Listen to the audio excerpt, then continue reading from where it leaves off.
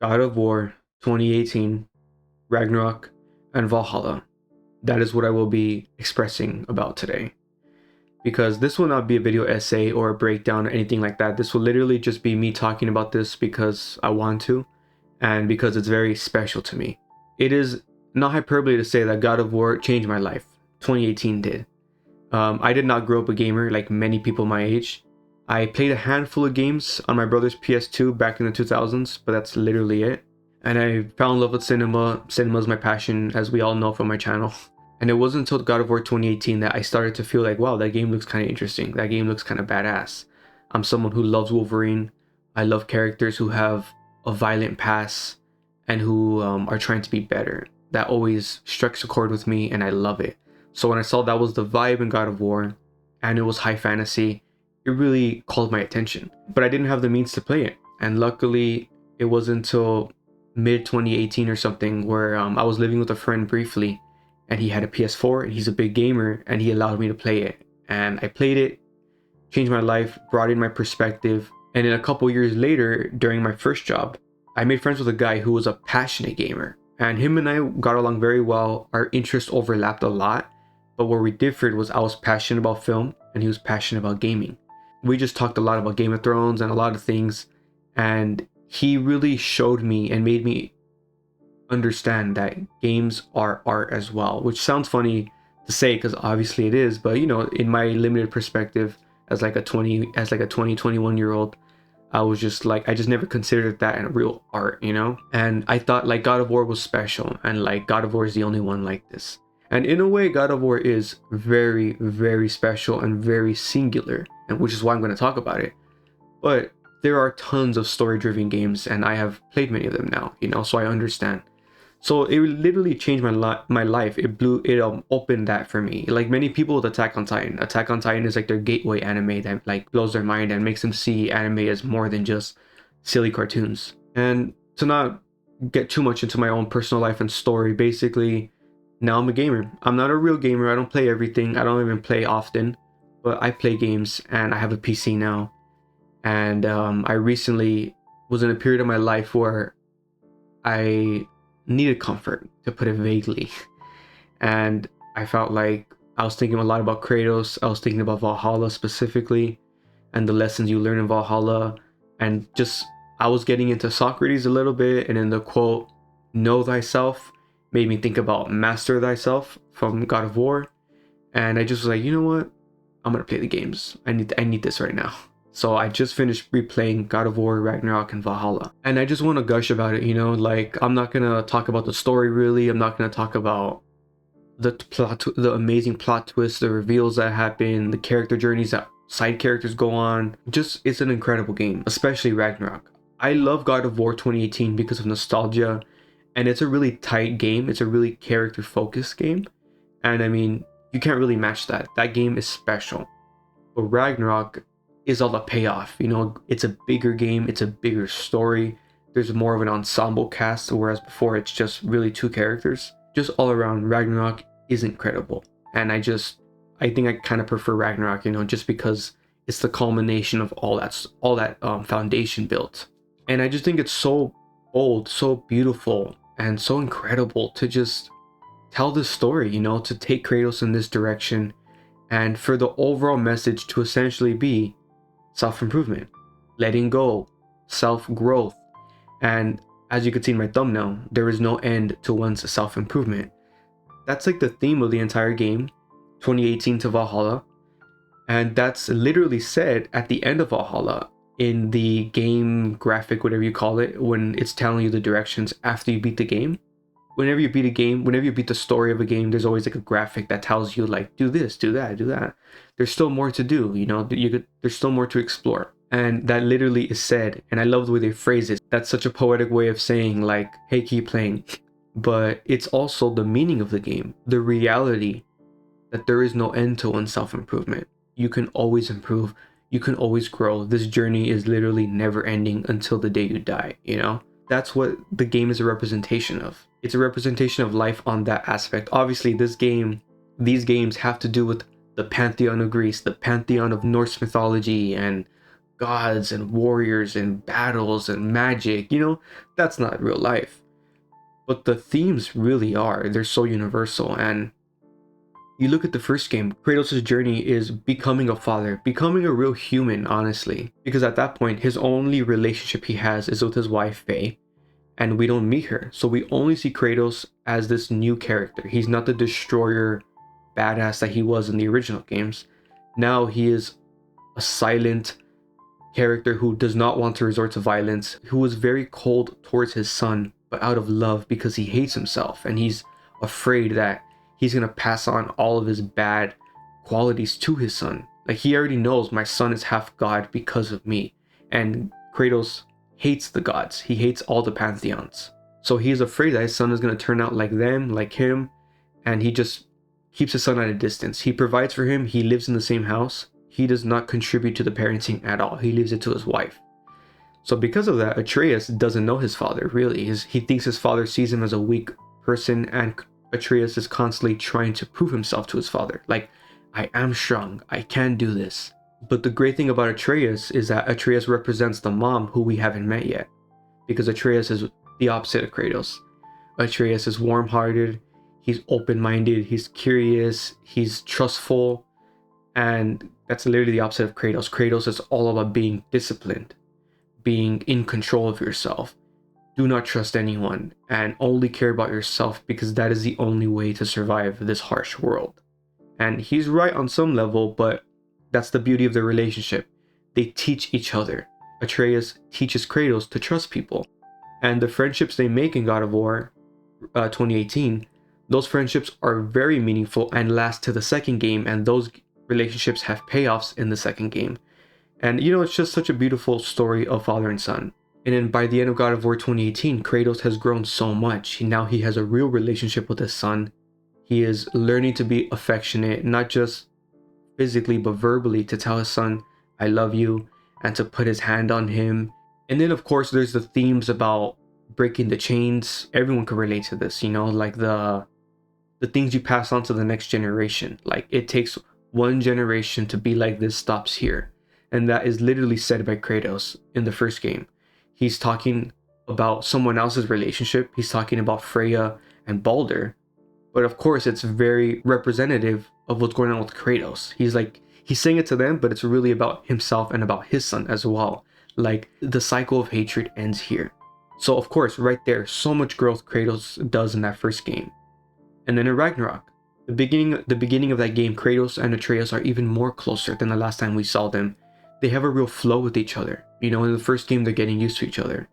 Now it's like Kratos trusts him, Kratos lets him do things, and Atreus is like, oh, I got this. And Kratos is just like, yes, like, I see that you do. You are becoming a man, And before, Kratos is like micromanaging him because Atreus is a little boy, Like I said, Ragnarok is a big game, so much story, so much plot. So I'm gonna try to just ignore all of that and just the themes, like Kratos is confronting more of himself. He is practicing the things he has learned. So Kratos is more trustful now. He is more empathetic. Now he is the one giving counsel. Like, hey, you should let go of hate. You should let go of the pride that you have. And you should forgive others. Because Kratos has come so far. So it's incredible and just crazy to see Kratos be the wise one now and not be the one suffering. But also, that game tests Atreus and Kratos so much. It really tests them. It makes them separate. It makes them estranged. But of course, they come together eventually. Kratos shows humility many times in God of War Ragnarok. He shows remorse. He apologizes to his son. And he shows him that it's okay to change your ways. And that's the thing that, at least in my life, and I'm sure many people could agree, it's hard to see that with other generations, with your parents, like, they could be so prideful and they think they need to stick to their word, even when it's like what your word was a mistake. And they're kind of like, yeah, but I need to stick by it. It's like, why? If it's wrong, if you were wrong, why do you need to stick by it today? That's what's going on in Ragnarok. Multiple times that happens. And there's a moment between Kratos and Thor is a representation of what Kratos used to be, a destroyer, just a mindless destroyer who is used as a weapon by other gods. There's a moment where Thor is like, don't you know what I've done? I've killed so many people. I'm a destroyer. Like I have no room for redemption. And like, you know, basically like saying like, I can never change, so I'm just gonna go all in into this bad path I'm on. And Kratos is like, I know what you are and I know how you feel, but that doesn't matter. What matters is not the past, but what matters is what you will do now. What are your actions today? And it's such a beautiful moment and such an epic moment when Kratos says it. And then of course I would be remiss if I did not mention FAYE, you know, and the amazing casting of Deborah Ann Wool. I know her from Daredevil, but I know she was in Vampire Diaries and other stuff, but she's incredible casting. Not only is she so attractive and so beautiful, but her voice, her acting, you know, like she is so perfect for FAYE. You know, FAYE, we didn't meet her in the first game, you know, so it's just like we had this idea of her, and in a way she didn't match what I had in my head, but this version was better. She exceeded what I expected, and she's just so warm, so kind, so wise, and so just gentle and nurturing and maternal, and she's just exactly what I feel like FAYE should have been. And those flashbacks with her are so beautiful, so chilling, so inspiring, and I just love that so much. And I just had to say it because it's incredible. And then, you know, by the end of Ragnarok, Kratos has grown even more than he grew in the first game. He is like a different person in the best way possible. You know, he is counseling other people, he is humble, he is teaching his son it's okay to change your ways. And like the overall theme of Ragnarok is we must be better, and like today we will be better. And that is what Ragnarok is all about. It's also about letting go, Kratos letting go of the past and everything that entails, and then letting go of his son, because now his son is his own man, and it's time for Atreus' journey to begin and Kratos' journey to end, so to speak. But of course, there is no end to self-improvement, and that is Kratos' journey, self-improvement. But like as a mythological legend, his journey is over and Atreus, Loki, is beginning. And there's also that goodbye, and I just gotta say, the ending of Ragnarok, the song Letting Go, so epic, and then Kratos being moved to tears by seeing the prophecy on the shrine. Incredible. That both, actually, I've played Ragnarok 3 times now. All 3 times I've played Ragnarok, the ending moves me to tears, man. I love it. And then who would have thought Valhalla would happen? You know, it's a DLC, downloadable content, and usually in my limited experience, you could tell me in the comments if you know any other DLCs for other games that are just as good as this or something. But from my limited experience, usually DLCs are just like a new map, a new location, a new mission, and there's cool rewards. There's new armor, there's new weapons, there's new skins. It's really cool. It's worthwhile, but it's never usually super character driven, super meaningful really to the story of the game. It's an addition. And Valhalla is a new chapter, a cathartic chapter to the self-growth.